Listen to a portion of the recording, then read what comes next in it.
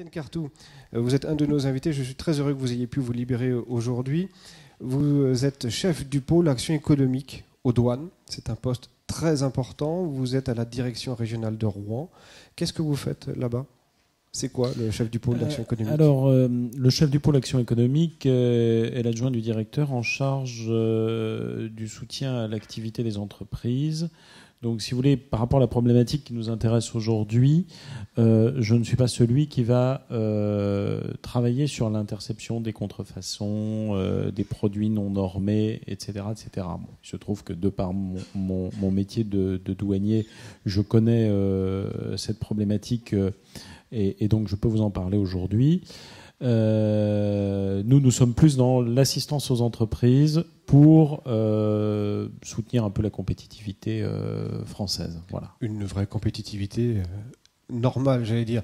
On en reparlera d'ailleurs avec Marie Leblond, qui a eu des soucis de contrefaçon par rapport à ses propres productions, mais la contrefaçon aussi fait partie des éléments sur lesquels vous êtes évidemment extrêmement attentif. Avec nous aussi sur ce plateau, Elisabeth Ruffinengo, bonjour.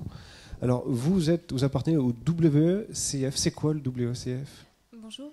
Donc, WECF, c'est une ONG européenne, en fait, c'est Women in Europe for a Common Future. Donc, c'est une ONG qui est un réseau, en fait. Elle casse tout.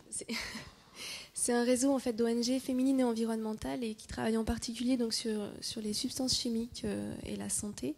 Donc, notamment les jouets en tant que produits destinés à l'enfant. Et donc j'ai quelques slides, mais c'est peut-être pas le non, là on fait juste, voilà, juste pour comprendre ce que vous faites. On fait des actions de plaidoyer et des actions aussi pour sensibiliser le grand public. Donc voilà, on fait ça régulièrement. Bon. Étienne Cartou, on va commencer avec vous, puisque j'aimerais bien comprendre moi, votre action. Les douanes, il n'y a pas que des mesures coercitives chez vous, il y a aussi de l'accompagnement à l'entreprise. Oui. Vous veillez au grain, si je ne m'abuse. Oui, je dirais que dans le domaine qui nous intéresse là spécifiquement, nous sommes plus dans le contrôle et dans la protection des personnes que dans l'assistance économique. Maintenant, ce sont les deux volets de notre action. On a aussi un volet fiscal, mais il est tout à fait en dehors de la problématique là. Historiquement, la douane, elle intervient à la frontière.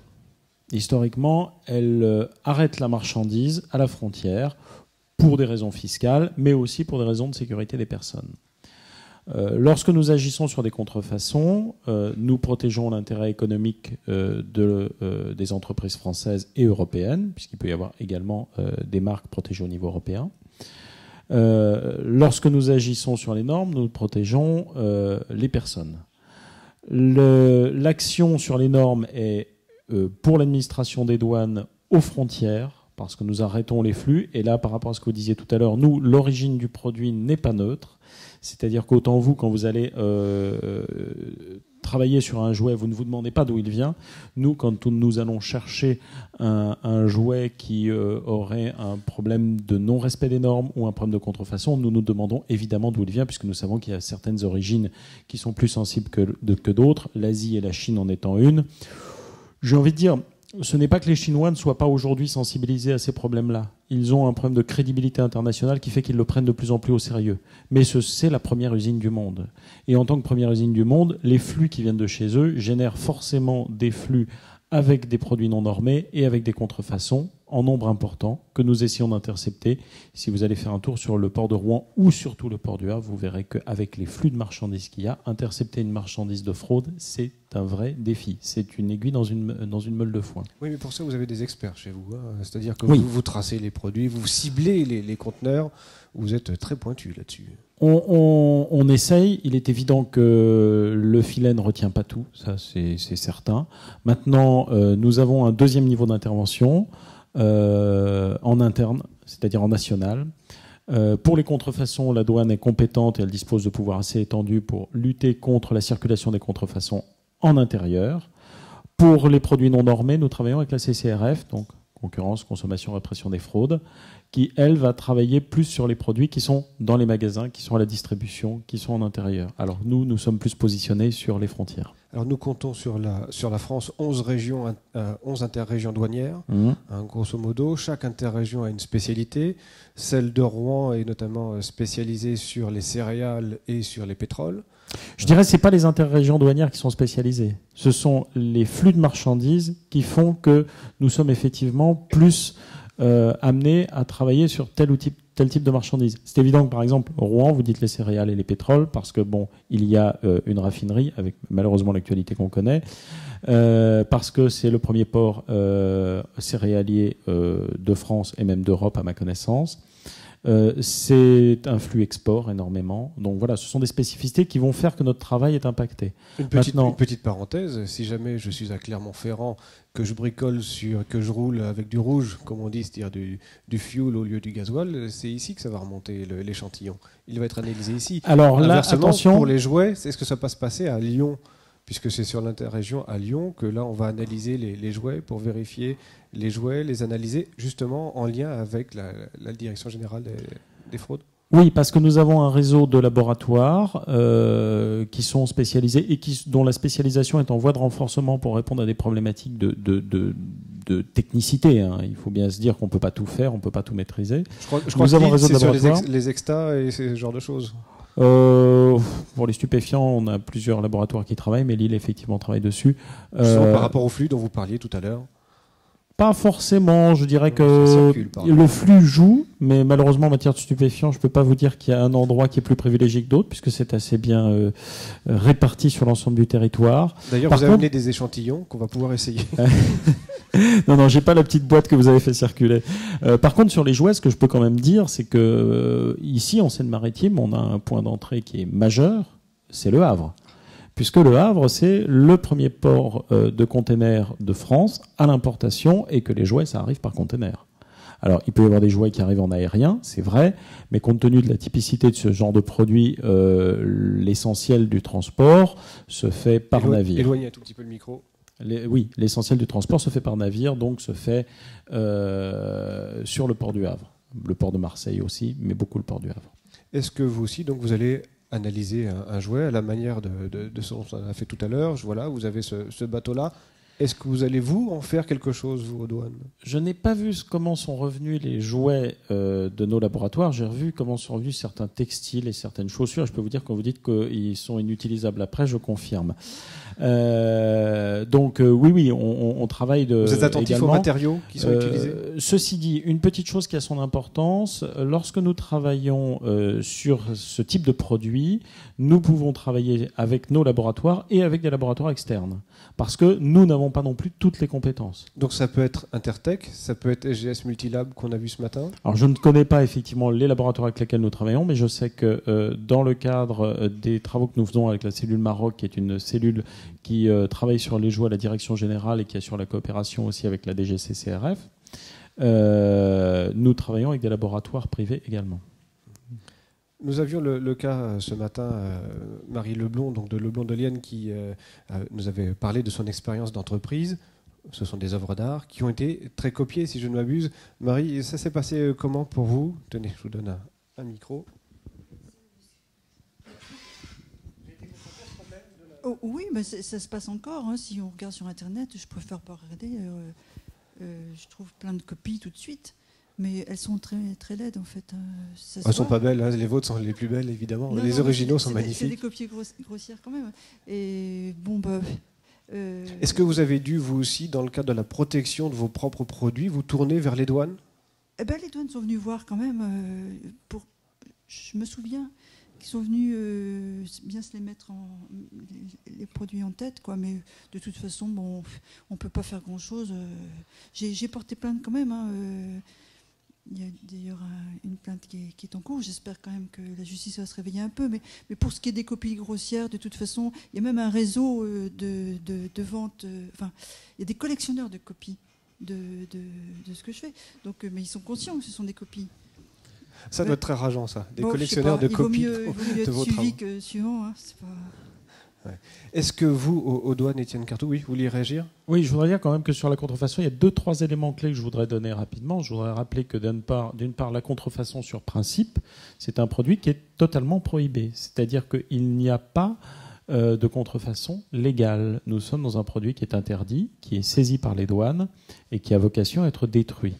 Alors, quand est-ce qu'on agit ? On agit quand, et c'est ce dont nous discutions d'ailleurs tout à l'heure, nous avons une limite, c'est qu'il faut que le titulaire des droits de propriété intellectuelle sur le produit nous demande d'agir. On ne peut pas agir de nous-mêmes. Donc il faut que Marie Leblond vienne nous voir en disant voilà. J'ai un problème. On peut retenir la marchandise temporairement le temps que le titulaire vienne nous dire ce produit-là, il est contrefait, c'est moi qui ai les droits et je demande sa destruction et la poursuite en justice. Alors, je suis un peu bête, donc je reprends le raisonnement à l'inverse. Il y a un conteneur qui arrive, mais c'est pas Marie Leblond qui va aller ouvrir le conteneur pour vérifier si c'est des vrais Leblond de Lienne ou des faux Leblond de Lienne. Ça se passe comment, ça ? Il se passe que d'abord, nous avons des sociétés qui sont très sensibilisées à la lutte contre les contrefaçons, qui ont déposé ce qu'on appelle auprès de la Direction générale des douanes une demande d'intervention, c'est-à-dire elles déposent une demande avec un descriptif très précis du produit, des droits qui y sont attachés, qui va permettre à la douane de savoir que ce produit-là, si on retrouve la marque, le produit, il y a un certain nombre de cas de figure, dans un container, on va se poser la question, à partir d'un certain nombre d'indices qu'on a, parce qu'on les cible, ces containers, de savoir si c'est un produit de cette marque, de cette société, ou si c'est une contrefaçon. Alors à quel moment va se faire le lien entre vous qui avez repéré quelque chose et l'entreprise originale ? Eh bien, c'est nous qui la saisissons. Une fois que nous avons ceci, nous plaçons la marchandise en retenue sur la base soit du code des douanes, soit des textes communautaires, soit des textes nationaux, le code de la propriété intellectuelle. Et cette rétention va permettre à la personne qui est titulaire des droits de venir expertiser la marchandise, nous dire si, à son sens, c'est une contrefaçon ou non, et si c'en est une, d'entamer une action pénale. Je rappelle que le trafic de contrefaçon est puni d'un certain nombre de sanctions. Saisie de la marchandise, amende égale jusqu'à 2 fois la valeur de la marchandise, contrefaisante, c'est-à-dire contrefaite, excusez-moi, c'est ça. C'est-à-dire si c'est une Rolex à 50 € que vous avez achetée, c'est 2 fois 3 000 €, 2 fois la valeur de la vraie Rolex que vous risquez comme amende. C'est pas très intéressant. Et puis jusqu'à 3 ans de prison, qui peuvent être amenés jusqu'à 10 ans de prison en cas de bande organisée qui gère le trafic, sachant que nous avons de plus en plus de criminalité organisée qui utilisent ce type de trafic dans leur palette d'activités. Rapprochons-nous du jouet. Par rapport au jouet, vous relevez beaucoup d'infractions ? C'est significatif. C'est significatif. Là, j'ai quelques chiffres. Nous avons, par exemple, en matière de normes, fait des constatations sur 3 millions d'articles en 2011. Sur ces 3 millions d'articles, il y a 340 000 jouets. Ça fait quand même 11%, sachant que les infractions sur les normes, c'est sur tous les produits industriels. Et en matière de contrefaçon, ça peut sembler plus anecdotique, mais je vous expliquerai pourquoi ça ne l'est pas. 8,5 millions d'articles en infraction en 2011, 250 000 jouets. Pourquoi ça ne l'est pas ? Parce que ces 8 millions d'articles sont comptabilisés article par article. Parfois, il faut reconnaître que nous avons des affaires qui sont faites sur des marchandises où il y a tout de suite beaucoup d'articles. Le jouet, c'est quand même déjà un produit assez élaboré. Et 250 000 articles de cette nature-là, ça n'est pas rien. J'ai remarqué aussi qu'il y avait, je vais revenir après, je vous pose une question sur les normes juste après, mais en préparant notre entretien, j'ai appris que vous aviez des cahiers, des fascicules très épais, où tout est normé. C'est-à-dire que chaque objet est normé, un pied de micro comme ça, vous savez qu'il est constitué de tant de métal, de tant de machin, et qu'il est référencé partout. Est-ce que pour les jouets aussi, vous arrivez à donner des références ultra précises ? Alors c'est pas tout à fait comme ça. Je pense que vous faites référence à nos règles d'origine et à des dispositifs comme ça. Bon, le droit douanier est très complexe. Il résulte pour l'essentiel de textes communautaires et de textes internationaux qui sont discutés avec beaucoup de partenaires, aussi bien des États que des partenaires privés. Donc, si vous voulez, ça fait une matière qui est dense, qui est fouillie, qui est complexe. Nous, notre souci, c'est juste de savoir en matière de jouets. Et si je regarde la norme, on doit déjà avoir le marquage CE. C'est la première chose. C'est-à-dire que j'ai vu que vous réagissiez tout à l'heure. J'ai dit, mais le marquage CE, je le mets sur mon imprimante et hop, c'est bon. Oui, enfin, sauf que le marquage CE, quand la marchandise arrive à la douane, c'est quand je vous dis qu'il doit y avoir le marquage CE, on peut avoir une marchandise qui respecte la norme, ils ont oublié de mettre le marquage CE, ça se réglera, on mettra le marquage CE. La marchandise ne pourra pas être mise sur le marché tant qu'il n'y aura pas le marquage. Mais à l'inverse, on peut avoir effectivement une marchandise qui a le marquage CE qui ne respecte pas la norme. La marchandise est toujours accompagnée d'un dossier technique qui est le dossier du laboratoire, sachant que le marquage CE résulte d'une approche effectivement de la fin des années 80 qu'on a appelée la nouvelle approche en droit communautaire, qui est une approche de délégation de l'expertise à l'opérateur. C'est-à-dire que c'est à lui de monter son dossier et de faire expertiser son produit auprès d'un laboratoire qui peut être public ou privé, qui peut être interne ou externe. Et à partir de là, lui doit nous présenter ça. Si nous avons un doute, nous bloquons la marchandise avant de la laisser dédouaner. Nous prélevons des échantillons, nous envoyons au laboratoire. Et évidemment, si le doute est confirmé, la marchandise sera soit détruite, soit réexportée, car les normes ne sont pas forcément les mêmes ailleurs. Donc cette marchandise qui est illégale chez nous peut être légale ailleurs, mais nous prévenons tous les autres pays européens pour qu'il n'y ait pas de réintroduction, bien évidemment. Et puis, troisième possibilité, la marchandise... Non, je vous l'ai dit, la marchandise est détruite. Voilà.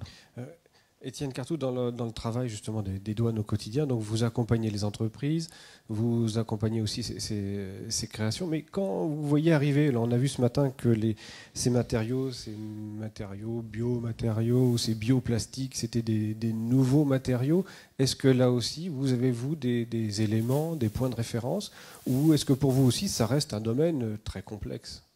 C'est de toute façon un domaine complexe, mais le matériau est nouveau, mais il doit toujours correspondre à la même réglementation. C'est quand la réglementation change que nous sommes vraiment alertés.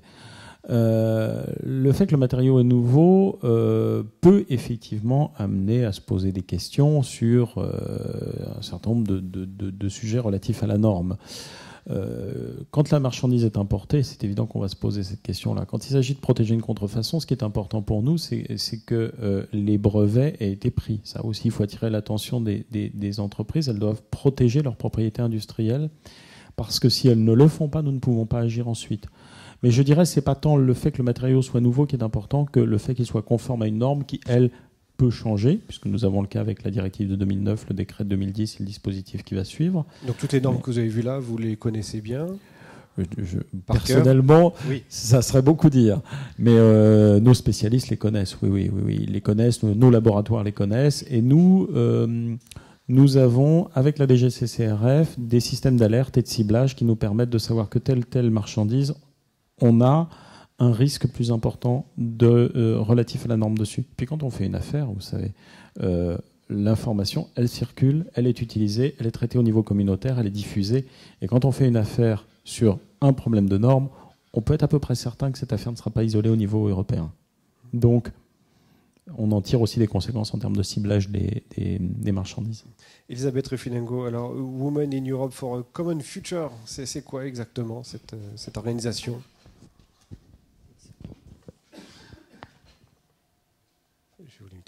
C'est une organisation. Vous pouvez me répondre, hein, ça ne me dérange pas. En fait, excusez-moi. Voilà, donc c'est un réseau européen d'ONG, comme je disais tout à l'heure. Parlez bien fort dans le machin. Voilà, donc c'est un réseau qui travaille en particulier sur les substances chimiques et la santé. Et on a donc deux types d'activités, donc des activités de plaidoyer et des activités donc, de sensibilisation aussi du grand public. Donc là, moi je travaille dans le pôle santé et substances chimiques. Et notamment, donc, les jouets sont un des thèmes sur lesquels on travaille beaucoup, puisqu'on cherche avant tout à protéger la santé en fait, de l'enfant des expositions environnementales potentiellement néfastes. Sachant que donc, l'enfant est exposé dans sa vie quotidienne à travers les jouets, mais à travers aussi de nombreux autres paramètres, donc que ce soit le mobilier, que ce soit l'air intérieur ou autre, à des substances dont vous avez entendu parler certainement. Bon, vous connaissez bien par exemple le bisphénol A, qui est devenu célèbre en France. Donc ça, c'est un perturbateur endocrinien. Il y a aussi donc d'autres substances, on en a parlé tout à l'heure, les substances CMR par exemple. Et donc on a un projet qui s'appelle Nesting, qui vise en particulier à informer le grand public. Et c'est un peu dans ce cadre-là, par exemple, qu'on fait ce genre de publication que j'avais mis à disposition là-bas. C'est donc des petits guides destinés aux parents pour les aider à y voir un peu plus clair dans les jouets, et dans donc un type de produit, donc le jouet, avec donc des indications sur certaines substances qu'on peut encore trouver dans certains types de jouets. Donc là, de la même manière, je précise bien que nous, on ne met pas en avant en fait, une marque en particulier, on ne souhaite pas dénigrer une marque ou un produit, sachant que pour tout jouet, avant de se prononcer, il faut le tester. Ça, c'est clair que si on a des demandes du grand public qui nous dit est-ce que j'ai acheté tel jouet, est-ce qu'il est toxique, évidemment, on ne répond pas. On ne peut pas dire oui, on ne peut pas dire non comme ça au bout du fil. Donc, je tiens à le dire tout de suite de manière à préciser les choses. Donc, vous n'avez pas amené des échantillons? Si, alors j'ai amené différentes choses. Les trucs toxiques? Donc oui, alors toxique. Alors là, j'ai un exemple de ce qu'on a testé par exemple cette année. Alors attendez, on va le promener. Donc ici, voilà, il faut le tenir comme ça parce qu'il y a les petites parties. Et les petites parties. Donc ça, c'est un voilà. jouet, un puzzle destiné aux moins de 3 ans qu'on a testé cette année dans le cadre d'une campagne, et on a trouvé donc à l'intérieur du formaldéhyde. Donc le formaldéhyde, c'est une substance donc qui est cancérigène. Pourtant, ça a l'air gentil, là, comme ça. Ça a l'air sympa. Voilà, donc ça, comme je dis, c'est un exemple. Ça ne veut pas dire que toute la marque, toute la gamme ou tous les puzzles de ce type contiennent cette substance. C'est pour les besoins du laboratoire que ça a été grignoté, ou vous avez une souris? Oui, voilà, c'est le laboratoire en testant qui a dû donc faire endommager un peu le produit. Mais donc juste, je vais rappeler quand même un peu le contexte de ce projet-là. C'est-à-dire que vous avez entendu parler du principe de précaution, notamment. Et nous, c'est vraiment un des leitmotifs qu'on a dans notre travail. C'est vrai que vous connaissez la fameuse phrase, peut-être l'absence de preuve de danger n'est pas la preuve de l'absence de danger. Donc si vous voulez, c'est un peu là-dessus que nous aussi on travaille. Donc c'est le principe de précaution et la prévention donc, pour les substances qu'on connaît déjà. Excusez-moi, voilà. Donc là, c'est un exemple d'activité qu'on mène. Donc on fait donc des actions auprès des pouvoirs publics en termes de plaidoyer classique. On fait aussi auprès du grand public donc des tests d'actions grand public. Donc ça, c'est quelque chose qui a eu lieu cette année, par exemple, en novembre. On organise parfois des colloques aussi ou des discussions avec différents acteurs. On a ce guide. Et on travaille aussi à l'international. Donc on a une coalition avec des membres de 28 membres différents qui travaillent notamment dans les pays de l'Est, puisqu'on est un réseau présent dans 40 pays. Donc on souhaite aussi faire en sorte qu'à l'extérieur de l'Union européenne, la sécurité des jouets soit meilleure, puisque là, il y a encore une autre problématique bien plus grave que ce qu'on peut voir chez nous. Vous avez un petit 8, là, le truc en mousse, là.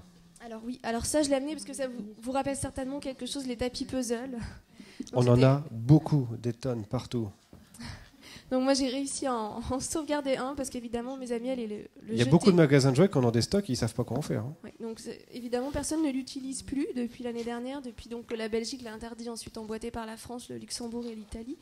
Donc voilà, c'est un échantillon historique à mettre au musée du jouet peut-être. Donc ça c'est parce qu'à l'intérieur on avait trouvé une substance donc reprotoxique. Donc là juste une parenthèse, expliquer un peu en fait pourquoi est-ce que c'est un peu complexe aussi. C'est-à-dire que, moi, si j'ai bien compris la problématique, cette substance, on la retrouve dans les mousses. Les tapis sont fabriqués, ils sont très épais. Et en fait, on peut trouver à un endroit, dans un échantillon, on va trouver plus de formamide, donc la fameuse substance. Dans un autre, on en trouvera peut-être moins ou pas du tout. Donc, je pense que c'est aussi ce qui a motivé les fabricants à ne plus le produire dans l'attente de trouver, alors je ne sais pas, autre chose, une substitution. Ça, ce serait intéressant peut-être de voir s'il y a parmi vous des gens qui ont des pistes ou qui... peuvent être conformes en fait en teneur, donc s'ils sont inférieurs à 2 mg kg de formamide en teneur dans le tapis, ou s'ils sont inférieurs à 40 microgrammes mètre cube d'air en termes d'émissions à 7 jours, ou 20 microgrammes mètre cube d'air à 28 jours. Donc voilà, il y en a certains qui sont conformes. Voilà. Mais c'est vrai que ça devient rare d'en trouver, quoi. Voilà, non, c'est intéressant justement d'avoir votre contribution. Voilà, donc ensuite, donc nous... Non, alors j'ai pas précisé que j'étais juriste, donc malheureusement je peux pas vous donner la toxicité d'une moquette. Par contre, je peux dire qu'il y a une gradation dans les risques et les dangers, ça c'est vrai. Par exemple, fumer à l'intérieur d'une maison, la pollution occasionnée par la fumée d'une cigarette en termes de formaldéhyde, d'autres substances cancérigènes est très importante. Évidemment, entre un jouet qui peut contenir, ce que vous avez dit tout à l'heure, quelques microgrammes ou milligrammes d'une substance et fumer chez soi, là on choisit de faire une gradation dans les risques. Les pneumologues du CHU de Rouen indiquent que fumer multiplie par 60 les polluants. Voilà, non, c'est sûr qu'après, là, on est dans une journée sur le jouet, donc forcément, je parle du jouet. Et des enfants qui fument très jeunes. Voilà. répertorie tout. Il y en a dans le mobilier, dans les textiles, il y en a partout. Et après, le problème de nos industriels, nous, c'est par quoi substituer. Et si on substitue, est-ce que la nouvelle matière va pas être plus dangereuse que celle d'avant? Et du coup, il y a une vraie problématique. C'est là où l'intérêt est de rapprocher recherche scientifique et industrielle, parce que nous, nos adhérents, ils sont assez démunis en face de ce genre de problématique, quoi. J'ouvre une petite parenthèse. Si vous souhaitez poser une question à notre conseiller des douanes, M. Étienne Cartou, c'est maintenant, parce que nous allons devoir le libérer, ainsi que Dorothée Charles, qui doit partir dans 2 minutes, temps réel. Oui.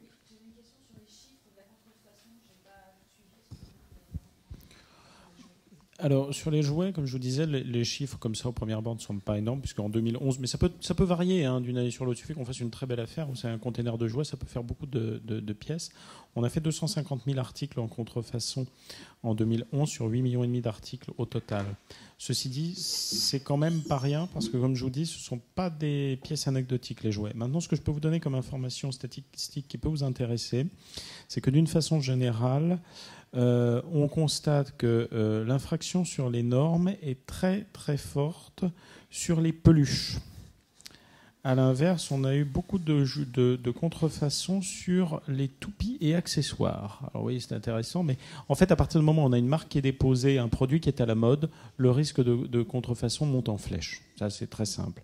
Alors que sur le problème des normes, c'est plus... ça n'a pas cet effet de mode. C'est pas un produit qui tout d'un coup va poser un problème de normes, contrairement à la contrefaçon. Et sur les normes, c'est vrai qu'on revient toujours et très souvent sur les peluches, parce qu'il y a des normes extrêmement draconiennes, et sur les peluches, bon, je veux dire, autant parfois, on parlait tout à l'heure des ficelles, on ne peut plus trouver un jouet qu'un enfant peut traîner sans rajouter soi-même la ficelle, puisque les ficelles sont longues comme ça maintenant. Donc il y a parfois peut-être des petits excès sur la normalisation, on est d'accord, mais en attendant, sur le principe, les peluches, c'est vrai que c'est très surveillé, parce que les peluches inflammables, les peluches qui contiennent des produits toxiques, les peluches avec aussi des yeux qui s'enlèvent et qui peuvent être ingérés, il y a beaucoup de risques sur ce type de produit qui là, concerne un public particulièrement jeune. Donc vous voyez, on a une typologie du jouet qui est concerné selon que c'est de la contrefaçon ou de la norme qui est assez différente. Étienne Cartou, merci beaucoup. Merci d'avoir pris le temps et d'être venu à notre rencontre. Nous devons vous libérer, à notre grand regret d'ailleurs. Étienne Cartou, vous êtes chef du pôle Action économique à la direction régionale de Rouen. Merci beaucoup d'avoir pris le temps. Merci beaucoup Dorothée Charles d'avoir pris le temps. C'est moi qui vous remercie de m'avoir invité.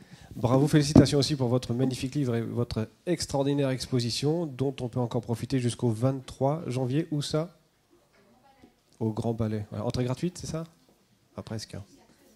Jusqu'à 13 ans. Bah, c'est bon, on peut y aller alors. Voilà. Merci beaucoup. Merci beaucoup. Elisabeth... Oui, c'est bon. Elisabeth Ruffinego, pardonnez-nous, on peut reprendre le fil de votre exposé.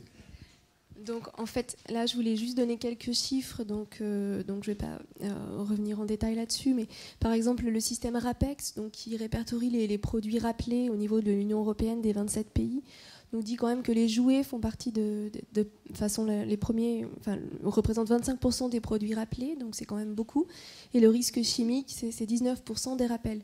Donc la conjonction de ces deux informations nous incite quand même à jeter un œil un peu sur ce thème-là. Je ne vais pas reparler de la directive jouets, ça a été très bien fait précédemment. Donc juste un peu parler des tests qui ont pu être faits récemment en France et en Allemagne, puisque dans ces pays-là, vous avez des organismes de protection du consommateur qui font régulièrement des tests.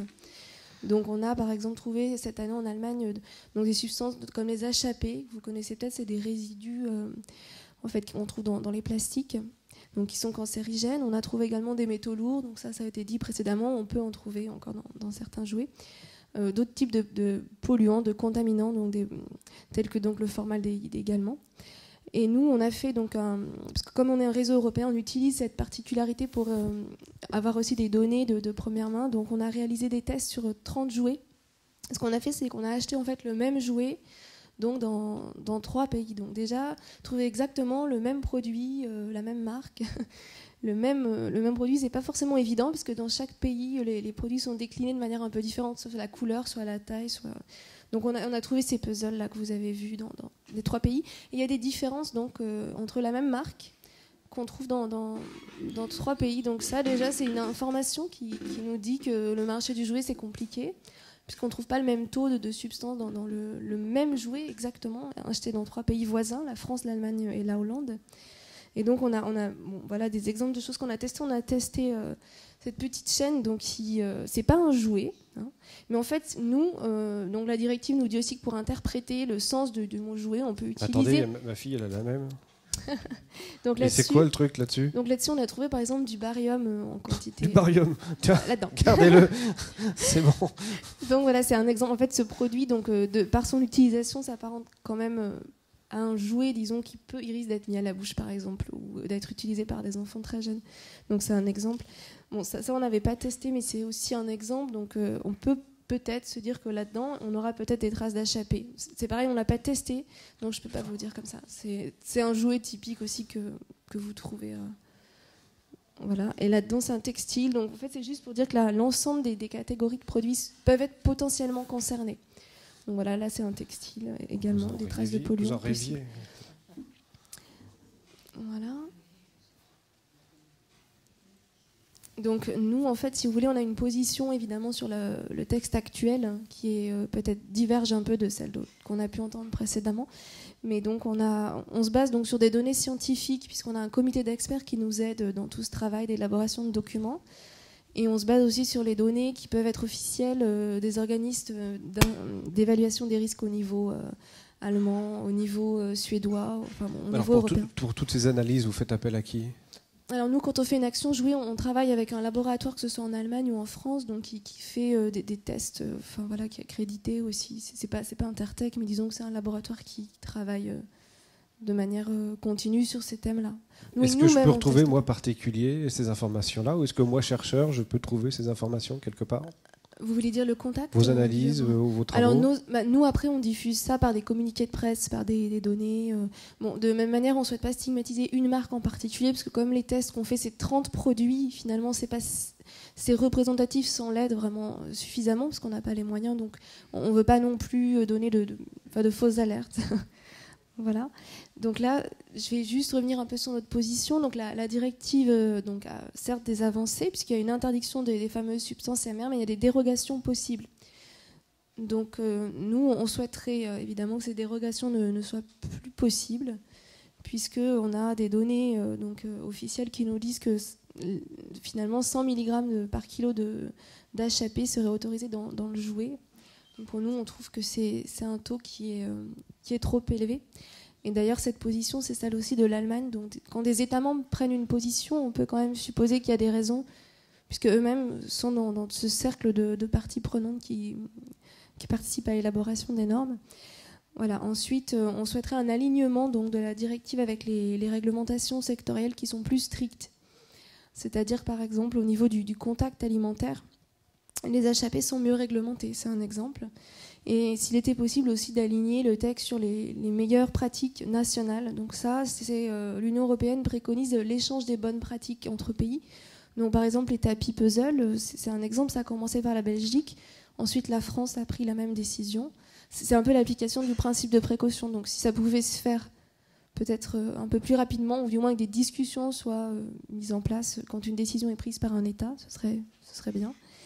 Ensuite, donc, les perturbateurs endocriniens, ça c'est un thème émergent de santé publique, donc qui, à ce jour, c'est vrai que les jouets, donc indirectement, c'est vrai, peuvent être concernés lorsque REACH aura suffisamment de substances interdites qui correspondent aux effets perturbateurs endocriniens. Ce sera effectif, mais à ce jour, c'est pas le cas. Donc, comme il s'agit d'un jouet, on souhaiterait là aussi qu'il y ait une avancée. Voilà. Après, donc, les autres points, c'est élargir le champ d'action pour coller donc, à l'utilisation des produits. La petite chaîne que je vous montrais, c'est un exemple qui peut être utilisé comme un jouet. Donc nous, on aurait souhaité qu'elle soit couverte aussi par cette réglementation.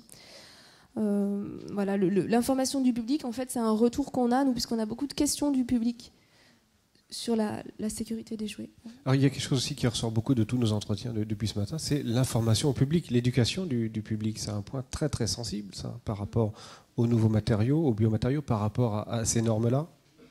Alors, éduquer le public, si vous voulez, nous, ça se limite à des petits guides qu'on fait comme ça. Moi, ce que je vois aussi des consommateurs, c'est qu'ils ont des demandes précises. Parfois, ils sont déjà demandeurs et eux-mêmes peuvent pousser les choses à évoluer. Parce que le consommateur n'est pas toujours passif en attente. Disons qu'il a aussi une démarche active. Donc là-dessus, c'est vrai qu'il il y a des questions très précises qui nous arrivent en tout cas, et un besoin d'information. Alors nous avons déjà beaucoup des questions. Je vous en prie, allez-y. Et on fera une petite pause après. Derrière vous. J'ai le micro. Jean-Marc Setter aussi souhaite intervenir. Je voulais savoir, est-ce que vous avez testé des matériaux verts dans les jouets et quels sont les types de problèmes potentiels qu'on peut y trouver en termes de produits ou de molécules non désirables? Alors à ce jour, je vais justement passer à la slide suivante. On n'a pas testé en fait de matériaux verts, si vous voulez, puisque nous on teste en fait actuellement le marché du jouet, c'est quand même des jouets conventionnels. C'est pas le jouet vert qui est le plus mis en valeur. Est-ce qu'un jouet en bois est un jouet vert? Alors ça c'est la question piège, mais a priori pas plus le bois que le reste, malheureusement. C'est pas toujours le cas. Donc on n'a pas testé des biomatériaux ou des jouets écologiques en particulier, mais on a eu des retours. Par exemple, une question la semaine dernière, quelqu'un avait acheté un jouet écologique à un prix assez élevé, 70 €, enfin bon, c'est quand même un investissement, et avait demandé expressément un jouet écologique acheté dans une enseigne qui vend en particulier des produits écologiques, et en fait elle n'a pas donné ce jouet parce qu'il dégageait une très forte odeur. Donc elle m'a dit j'ai préféré pas le donner, et même ma sœur qui n'est pas du tout écolo m'a dit ne donne pas ce jouet. Donc c'est un exemple, c'est-à-dire que là c'est une situation concrète et nous on a souvent des questions comme ça. C'est pas ce qui sent le plus mauvais qui est le plus dangereux. Non, c'est pas forcément ce qui sent le plus mauvais qui est dangereux, mais l'odeur dégagée peut inciter à la prudence ou au questionnement. Voilà. Oui, bien sûr, une prudence. Vos questions pour Elisabeth Ruffinengo et bien sûr Valérie Lozingo, évidemment. Jean-Marc Setter. Juste une question par rapport au concept même de la SOS. Comment vous faites la part entre ce qui est d'origine vraiment scientifique, ce qui est de la pression d'un groupe idéologique, je pense entre autres aux néo-rigoristes, ceux-là je les aime bien, et ce qui est en plus les groupes de pression qui peuvent être des groupes économiques, parce qu'un pays peut protéger sa production en attaquant la production du voisin. On a des exemples dans notre histoire, autres dans le domaine du jouet, où des choses ont été interdites, non pas parce qu'elles étaient particulièrement dangereuses, c'est parce qu'on ne les produisait pas et on a empêché la production des autres. Comment vous, au niveau de votre association, vous faites la part des choses? Alors nous, d'abord, je précise, les jouets, c'est un petit thème d'action qu'on a, parce qu'on travaille sur beaucoup d'autres thèmes. Donc on travaille sur les pesticides, sur les biocides, on travaille sur les conventions des Nations Unies, puisqu'on est observateur auprès des Nations Unies aussi. Donc c'est vraiment un ensemble. Et ça, on travaille aussi en coalition avec d'autres ONG partenaires qui sont représentés près de Bruxelles. Et si vous voulez, on identifie des thèmes, donc à la fois parce qu'on pense qu'il y a une priorité en termes de protection de la santé de l'enfant, c'est quand même Nous, en fait, l'alerte, elle est venue de l'augmentation des cas de cancer, d'asthme de l'enfant, allergies, etc., qui est réelle. Je pense que dans cette salle, tout le monde le sait, on a tous des exemples autour de nous. Et la part, en fait, que les expositions à des substances chimiques préoccupantes peuvent jouer là-dedans. On ne dit pas que c'est les seules responsables, on dit qu'elles ont un rôle. Bon, le bisphénol A, typiquement, il y avait à la fois une fenêtre politique, parce qu'il faut choisir le moment. Forcément, nous, on agit. Notre but, c'est de faire évoluer les choses. Donc, quand on sent qu'il y a un moment à saisir, on ne laisse pas passer l'occasion. Parce qu'il n'y en a pas tant que ça, des occasions. Et c'est vrai que là, sur le bisphénol A, les biberons, il y avait eu toute une phase de préparation pendant plusieurs années. Ça a commencé par le Canada, ensuite il y a eu le Danemark, etc. Il y a eu toute une phase. Et bon, c'est vrai là, on a un produit, par exemple, qui est mis à la bouche de l'enfant, un biberon. Les jouets, de la même manière, l'enfant est en contact quotidien avec. Donc, c'est une petite dose de plein de petites choses, mais toutes ces petites doses accumulées...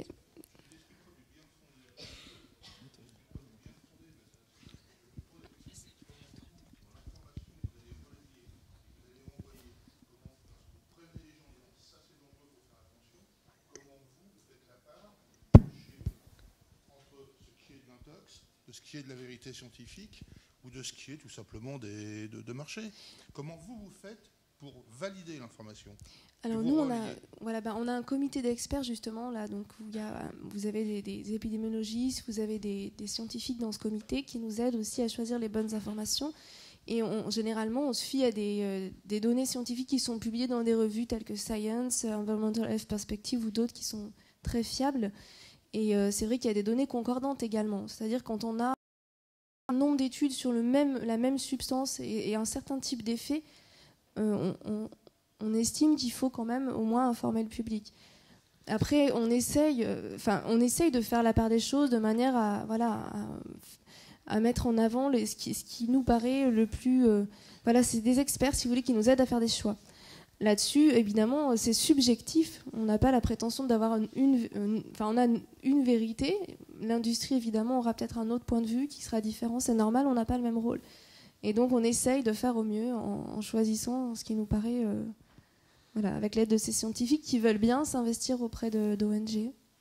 Est-ce que vous aidez justement des études d'Intertech, par exemple, par rapport aux normes, ces éléments? On connaît Intertech de nom, donc pour avoir participé à des groupes avec la FNOR et l'ADEME. Après, à ce jour, on n'a pas travaillé ensemble, mais de toute façon, c'est pas exclu du tout, puisque nous, on essaye de faire appel aussi aux acteurs qui veulent bien. Donc ça peut être un laboratoire, ça peut être un scientifique, ça peut être... voilà. Et surtout, on essaye aussi de relayer des données scientifiques qui sont parfois mises de côté. Parce que si vous voulez, dans la communauté scientifique, vous le savez sûrement, quand un chercheur parfois trouve quelque chose qui déplaît, il est parfois mis au banc de la communauté, non pas parce qu'il ne fait pas partie de bons chercheurs, de personnes reconnues au niveau scientifique en termes d'excellence, mais parce que ce qu'il a trouvé ne plaît pas. Et on a beaucoup quand même de chercheurs comme ça, qui travaillent qui ont 30-35 ans de carrière, qui sont reconnus au niveau de la qualité de leurs travaux, et qui pour autant passent par nous, les ONG, pour se faire entendre. Donc là aussi, on se pose des questions, on se dit que normalement, il devrait y avoir des forums pour se faire entendre, autres que nous, les associations. Voilà. Maintenant, un laboratoire est obligé à une certaine confidentialité, il ne va pas pouvoir non plus dévoiler des choses. Non, mais un laboratoire, si vous voulez, nous, quand on demande un test, qu'on travaille avec un labo, donc qui vient le jour de l'action pour tester, bon, ça il teste les produits qu'on lui amène, et puis voilà, on n'est pas allé plus loin à ce jour dans notre mais est-ce que vous, chez Intertech, vous avez une fonction d'alerte, Valérie Lozingo? Fonction d'alerte par rapport à... Vous testez un truc, puis vous détectez quelque chose qui n'est pas tout à fait prévu d'être détecté. Comment est-ce que vous réagissez dans ces cas-là? Ça va être à la demande du client, en fait. À la demande du client, voilà, si le client veut de la confidentialité... C'est confidentiel, et quand bien même quelqu'un veut avoir des résultats sur un échantillon qui était soumis à essai, on ne sort pas les résultats comme ça. D'où peut-être l'intérêt d'avoir des chercheurs qui travaillent en parallèle, de faire des contacts. Oui, c'est vrai que c'est les données scientifiques qui nous alertent au départ sur un problème de santé. Donc c'est vrai qu'on se base là-dessus beaucoup. J'ai une dernière slide, après je vais laisser la parole peut-être. Donc en termes de conclusion, donc évidemment la directive, la réglementation européenne jouée est importante en termes de volume. Et il faut quand même reconnaître qu'à l'intérieur de l'Union européenne, il y a une réglementation conséquente, ce qui n'est pas le cas dans tous les pays, en particulier chez nos partenaires d'Europe de l'Est, qui n'ont pas la chance d'avoir au moins la base qu'on a nous. Mais donc on souhaite que le jouet soit pris en termes de produit qui expose l'enfant de la même manière qu'un autre produit dans son environnement quotidien, et mieux prendre en compte donc sa vulnérabilité à cet enfant, puisque évidemment là il y a toute l'analyse du cycle de vie, et ce qui a déjà été discuté plusieurs fois depuis ce matin.